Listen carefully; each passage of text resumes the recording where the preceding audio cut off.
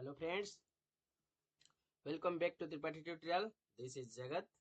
तो पे मैंने आज आम कौन करवा ना क्लास 10 तुम जो पढ़ुले थर्ड चैप्टर बा तृतीय पाठ आज तार आम कौन करवा ना पार्ट नंबर 3 क्लास करवा। ओके पे मैंने तो पे मैंने क्लास करने पूर्व चैनल को जो मैंने नुआ आसीच चैनल को सब्सक्राइब करना से जल्दी जल्दी चैनल को सब्सक्राइब कर दियो जहाँफल आम जहाँ भी अपडेट दबा तार नोटिफिकेशन तुम पाखे जाई पहुँच जाओ। ओके पे मैंने चलो डेरी न करी स्टार्ट करवा। पे मैंने आज आम पढ़ा तृतीय गोल टेबुल बैठक विषय आज आम जाना। ठीक अच्छे, प्रथम गोल टेबुल बैठक द्वितीय गोल टेबुल बैठक अलरेडी पढ़ी सारी। तो आज तृतीय गोल टेबुल बैठक विषय जाना।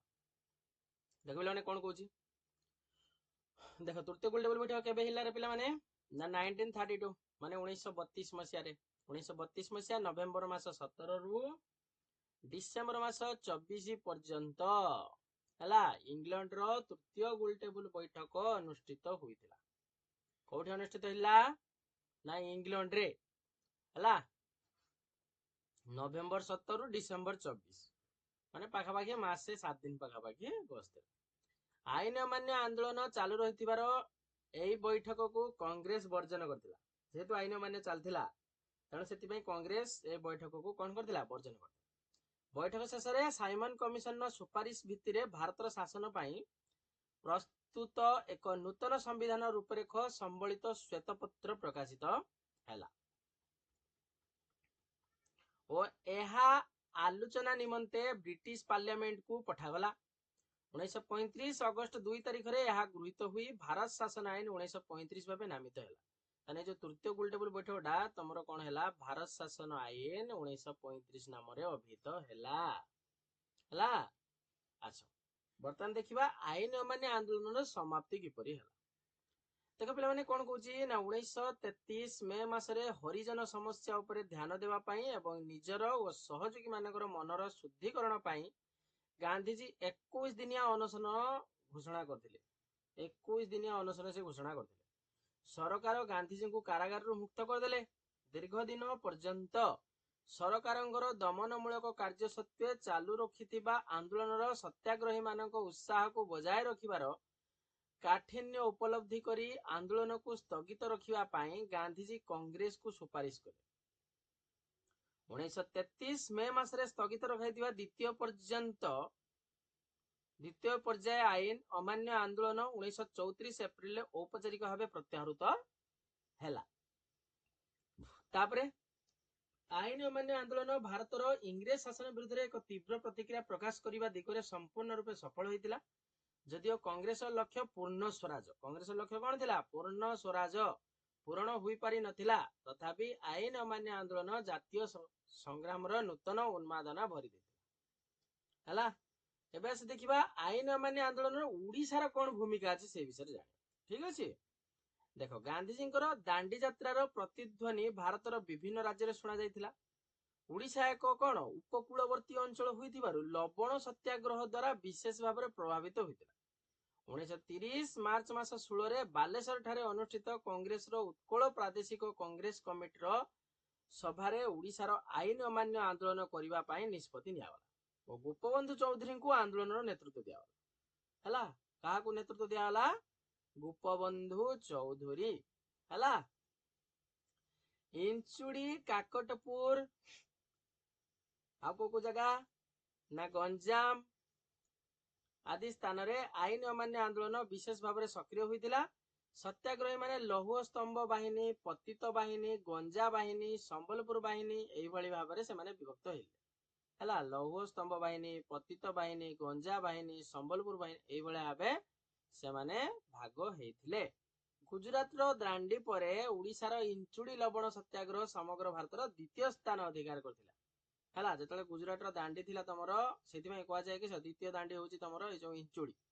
गांधीजी जो दिन दांडी ठारे लवण आईन भंग करथिले से दिन ओडिशा रे 21 जन सत्याग्रही गोपबंधु चौधरी और आचार्य हरिहर दास नेतृत्व में कटक स्वराज आश्रम इंचुड़ी अभिमुखे पदयात्रा आरंभ करथिले। है एप्रिल 8 तारिख में चांदुल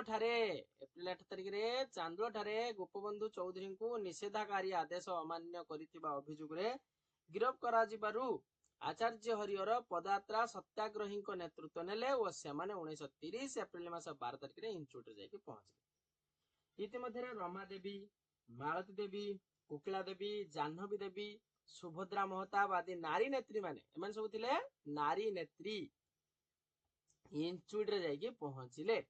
ଏପ୍ରିଲ 13 ତାରିଖରେ ଆଚାର୍ଯ୍ୟ ହରିହର ଇଞ୍ଚୁଡ଼ି ଠାରେ ଲବଣ ଆଇନ ଭଙ୍ଗ କଲେ।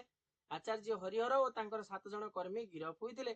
ଏପ୍ରିଲ 20ରେ ରମାଦେବୀ ଓ ମାଳତୀ ଦେବୀଙ୍କ ନେତୃତ୍ୱରେ ବହୁ ନାରୀ ଲବଣ ଆଇନ ଭଙ୍ଗ କଲେ। ସର୍ଟ କ୍ୱେଶ୍ଚନ ଆସିବ, କେଉଁମାନେ କାହା ନେତୃତ୍ୱରେ ହଉଛି ଲବଣ ଆଇନ ଭଙ୍ଗ କଲେ? ରମାଦେବୀ ଓ ମାଳତୀ ଦେବୀ। ଇଞ୍ଚୁଡ଼ି ହେଇଥିଲା ଦ୍ୱିତୀୟ ଦାଣ୍ଡି। ସର୍ଟ କ୍ୱେଶ୍ଚନ ଆସିବ, ଦ୍ୱିତୀୟ ଦାଣ୍ଡି ରୂପେ କିଏ ପରିଚିତ? ତମେ କଣ କହିବ? ଇଞ୍ଚୁଡ଼ି। ହେଲା। ନେକ୍ସଟ କିସ କହୁଛି ଦେଖିଆ। ସାରିଦବା ପିଲାମାନେ ହେଲା। ଆନ୍ଦୋଳନର ପ୍ରସାର କିପରି ହେଲା ସେ ଜାଣିବା। ଇଞ୍ଚୁଡ଼ିରେ ଲବଣ ଆଇନ ଭଙ୍ଗ ସତ୍ୟାଗ୍ରହୀଙ୍କୁ ଆନନ୍ଦ ଓ ଉତ୍ସାହ ଦେଇଥିଲା। ଇଞ୍ଚୁଡ଼ି ପରେ ସାର୍ଥା, ଜମକୁଣ୍ଡା, ଇରମ, ଚୂଡାମଣି, ବିଦେହୀପୁର ଏଇ ସବୁ ଜାଗାରେ ଲବଣ ଆଇନ ଭଙ୍ଗ କରାଗଲା। ସାର୍ଥା ଠାରେ ମଥୁରା ମୋହନ ବେହେରା, କରୁଣାକର ପାଣିଗ୍ରାହୀ, ନୀଳାମ୍ବର ଦାସଙ୍କ ସମେତ ଅନେକ ସଂଖ୍ୟକ ସତ୍ୟାଗ୍ରହୀ ଗିରଫ ହୋଇଥିଲେ। ହେଲା।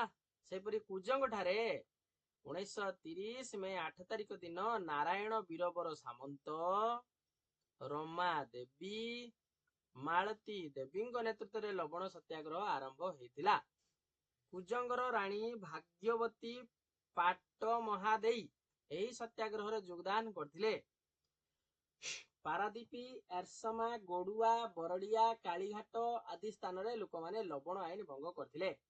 ପୁରୀ ଜିଲ୍ଲାର ପଣ୍ଡିତ ନୀଳକଣ୍ଠ ଦାସଙ୍କ ନାଁ ସବୁ ମନେ ରଖିବ ପିଲାମାନେ। ଜଗନ୍ନାଥ ରଥଙ୍କ ନେତୃତ୍ୱରେ ଲବଣ ସତ୍ୟାଗ୍ରହ ଆରମ୍ଭ ହେଲା।